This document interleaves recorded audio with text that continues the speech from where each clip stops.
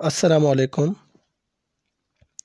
آج کے ہمارے لیکچر کا عنوان ہے مارکسی تنقید۔ جمالیاتی تنقید، تصوراتی تنقید، عمرانی تنقید، غرض جتنے بھی دبستان تنقید ہے اس پر میرے لیکچر موجود ہیں، آپ انہیں دیکھ سکتے ہیں۔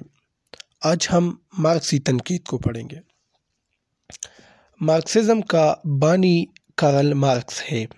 کارل مارکس جرمنی کا ایک ماہر معاشیات تھا جس نے ذاتی ملکیت کو بہت سی خرابیوں کی جڑ قرار دیا اور ایک ایسے نظام کی بنیاد رکھی جس میں زیادہ تر ذرائع پیداوار ریاست کی ملکیت تھے اور عوام کو ان کی ضروریات کے مطابق دینے کا اعلان کیا گیا۔ یعنی کارل مارکس جو تھے، انہوں نے دولت کی بنیاد پر اس معاشرے کو دو حصوں میں تقسیم کیا تھا، بورژوا اور پرولتاریا۔ جو سرمایہ دار طبقہ تھا، جاگیردار طبقہ تھا، جن کے پاس دولت کی فراوانی تھی، ان کو پرولتاریا کہا گیا، بورژوا کہا گیا، جبکہ جو مزدور طبقہ تھا جس کا استحصال ہو رہا تھا، ان کو انہوں نے پرولتاریا کا نام دیا۔ کارل مارکس نے کہا کہ جتنے بھی فسادات ہوتے ہیں ان کی بنیادی وجہ دولت کی غیر منصفانہ تقسیم ہے۔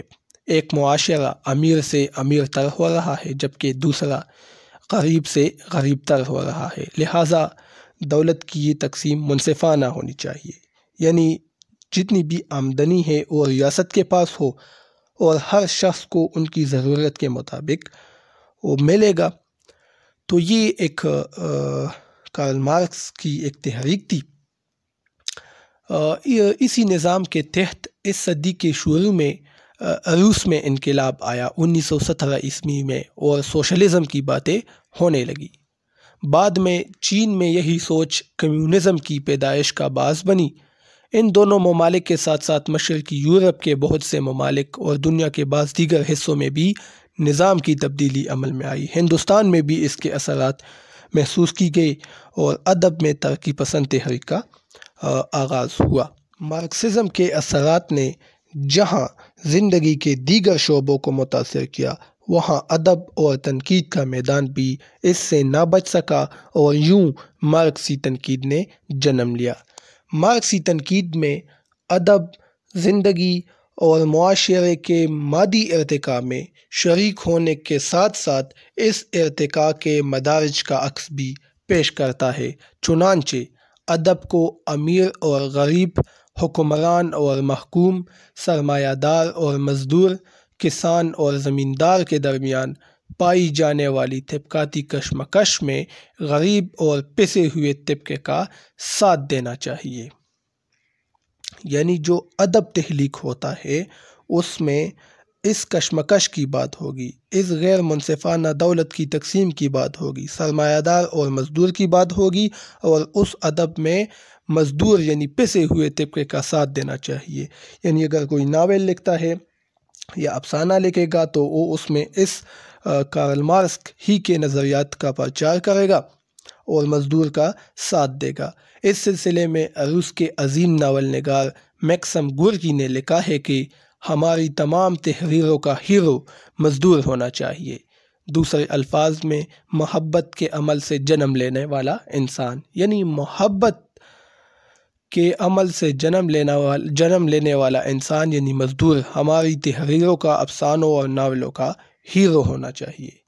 اس نظریے کے مطابق مارکسی نقادوں کے خیال میں اگر ادب عوام کی کشمکش، ان کے دکھ درد اور بھوک کا ترجمان نہیں تو ایسے ادب کا کوئی فائدہ نہیں ہے۔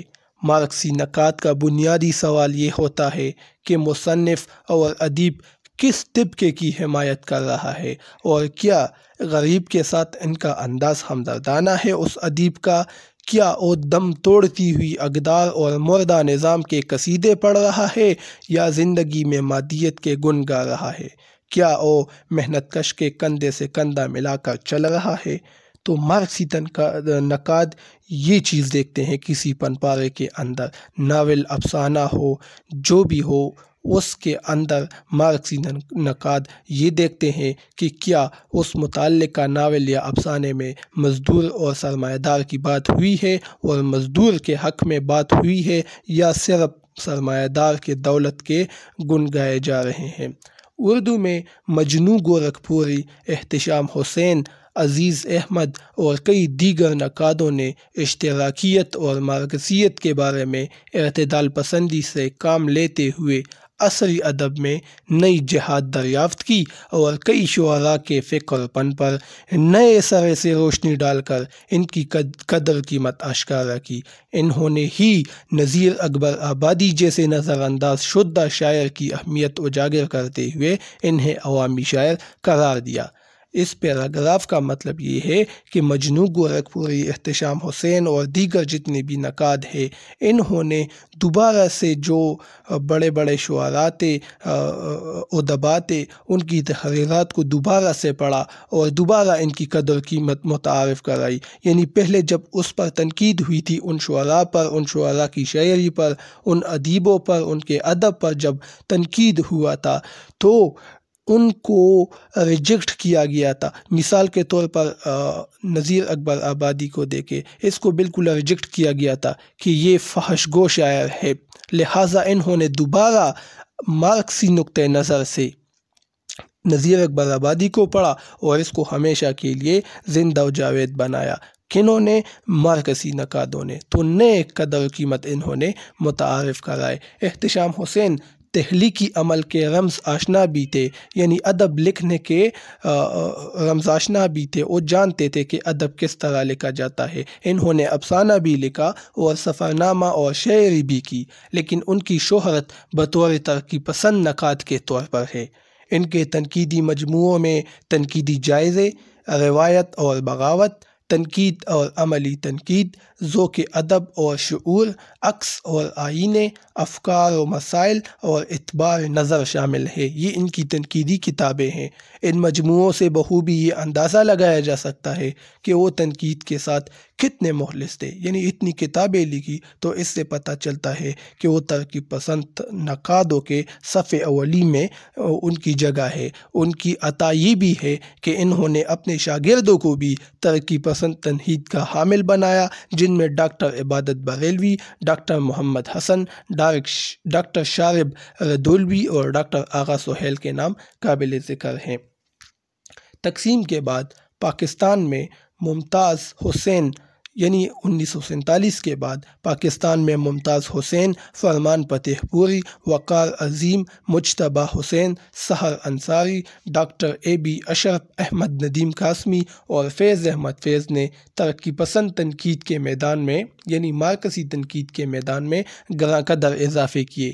ڈاکٹر سلیم اختر مارکسی تنقید کے بارے میں لکھتے ہیں کہ اس حقیقت سے انکار مشکل ہے کہ مارکسی نقادوں نے ادبی مسائل، تنقیدی معائر اور فنی ضوابط کے مباحث میں اپنی تنقیدی بصیرت سے قابل قدر اضافہ ہی نہیں کیا، بلکہ بحیثیت مجموعی اردو تنقید کو محض بحثوں اور شخصیت پرستی کے گورکھ دندے سے نکالا اور مضبوط زمین پر اس کے قدم جما دیے۔ یعنی اس سے پہلے جو رومانوی تنقید ہو رہی تھی تو وہ پنفارے میں صرف جمالیاتی قدر دیکھتے تھے، یا جو تصوراتی تنقید تھی، جمالیاتی تنقید تھی، تو وہ کیا تھے؟ جمالیات کو دیکھتے تھے۔ لیکن ترقی پسند تنقید جب آئی یا مارکسی تنقید جب آئی تو انہوں نے شخصیت پرستی اور اس پرانی روایت کو توڑ ڈالا اور اردو تنقید کے اس روایت کو مزید پختہ اور آگے بڑھایا۔